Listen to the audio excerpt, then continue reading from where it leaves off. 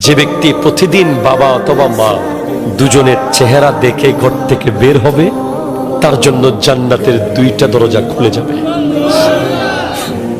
এখন আপনি বলেন, আর যে ব্যক্তি প্রতিদিন বাপ মা দুজনকে নারাজ করে ঘর থেকে বের হবে, তার জন্য জাহান্নামে দুইটা গেট খুলে যাবে।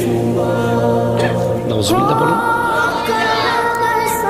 ঘরে আসলে এক প্রস্তুতি নিতে হবে, ঘর থেকে বের হওয়ার সময় আরেক প্রস্তুতি নিতে হবে।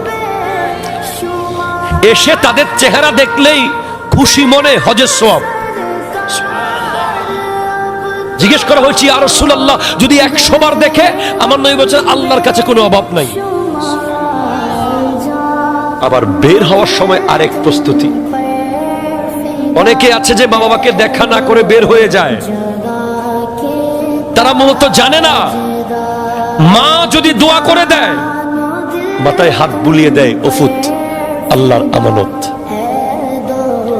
আপনার গাড়ির চাকা ব্লাস্ট হয়ে যাবে, আপনার ইঞ্জিন নষ্ট হয়ে যাবে, গোটা গাড়ি আগুনে পুড়ে গেলেও আপনার গায়ে একটা লোম ছিঁড়বে না।